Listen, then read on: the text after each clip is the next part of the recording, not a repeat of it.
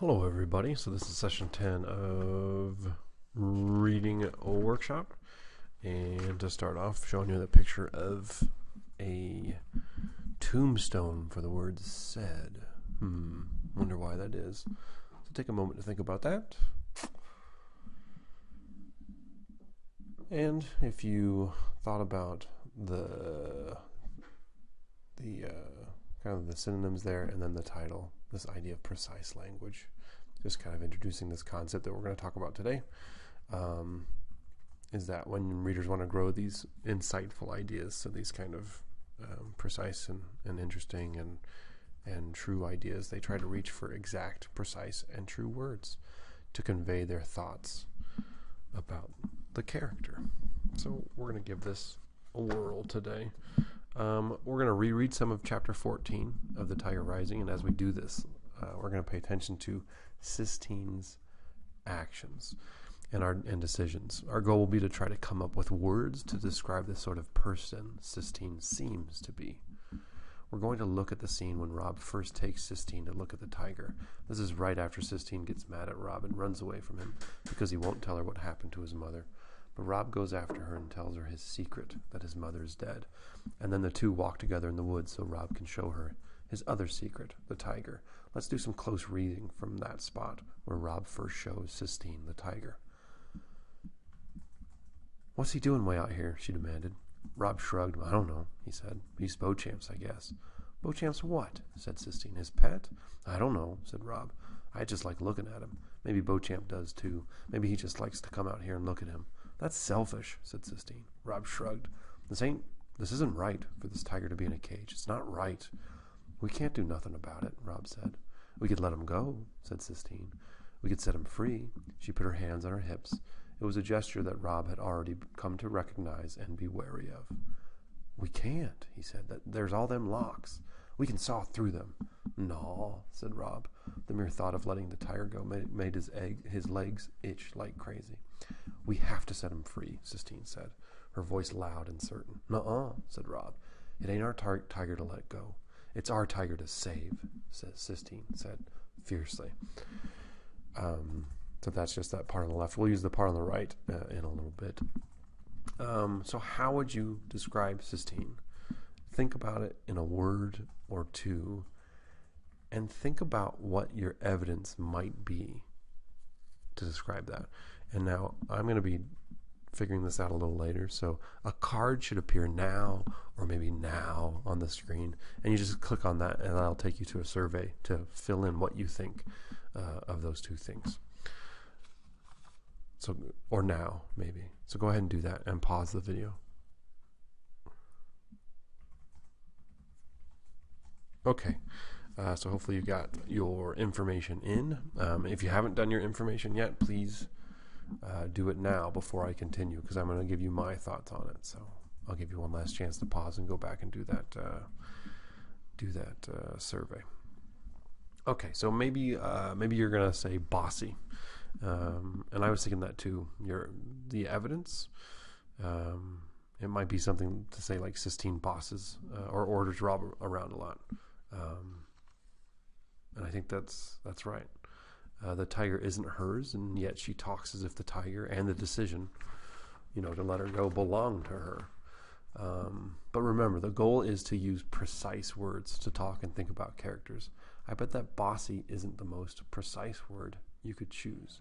And Sistine is more complicated than just one word, bossy, which is kind of like what we were talking about yesterday, this idea of her in that pink dress and having these angry eyes.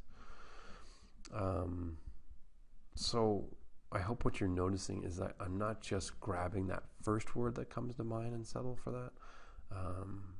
If I'm using a word that might be a little general or not a very specific way to describe a character, I want to catch myself and say, oops, I can do better than that. So now let's back up that reading and try again. Let's see. Sistine seems to be bossy, but let me try to be more specific. Exactly what is she like? Controlling? Feisty, maybe? Yes, that feels true, but she's more than just feisty. I'd say she's passionate. Passionate, that feels more accurate. She's always speaking up for something she believes in. Listen to her. This isn't right for this tiger to be in a cage. It's not right.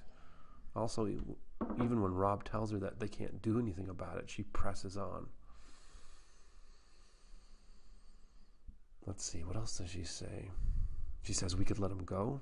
She says we could set him free. Even when Rob reminds her that there are locks on the cage, she still doesn't let up. We can saw through them, she says. See, she's fighting for that tiger with all her might.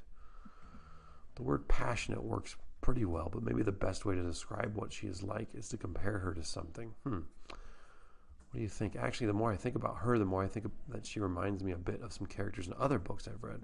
For example, I'm not sure if you read Stone Fox last year, but Sistine reminds me of Willie. She isn't willing to let anything get in the way of her save the tiger mission.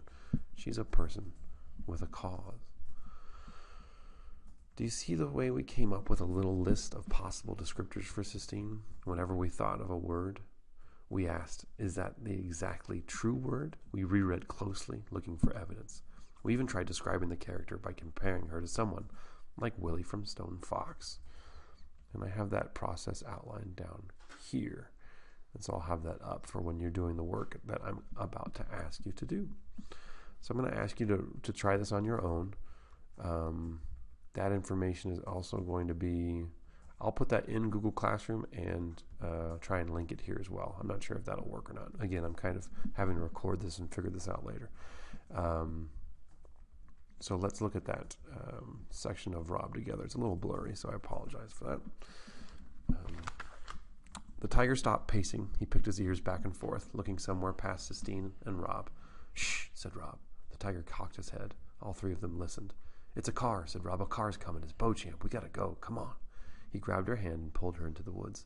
She ran with him. She let him hold her onto her hand.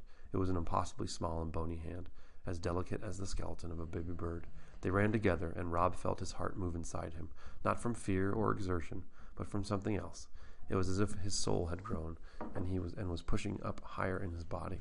It was an oddly familiar feeling, but he couldn't remember what it was called. Is he behind us? Sistine asked breathlessly. Rob shrugged. It was hard to move his shoulders up and down and keep hold of Sistine's hand at the same time. Sistine said, "Stop shrugging your shoulders at me. I hate it. I hate the way you shrug all the time." And that made Rob remember Willie May saying that when he shrugged, he looked like a skinny bird trying to fly. It struck him as funny now. He laughed out loud at the thought of it. And without asking him what he was laughing about, without dropping his hand, without stopping, Sistine laughed too. Then Rob remembered the names of the feeling that was pushing up inside him, filling him full to overflowing. It was happiness. That was what it was called. So again, at this point, find that question and then answer it. Do the same work we did with Sistine about Rob, citing that evidence, going through that process, and all that good stuff. So come up with that list. Is this exactly true? Reread closely, looking for that evidence. And if you want to compare them, because they remind you of something, please do. So I'm going to ask you to do that work. I'm also going to end the video here at this point. So remember all the work we're doing with characters. This is the work that, this is that important work that you're doing to get to know these characters, to figure out what they want and what kind of people they are, how they're changing, and what they're learning about life. So happy reading today. Remember, fill out that reading log. It's just like a day of school. So we'll see you later.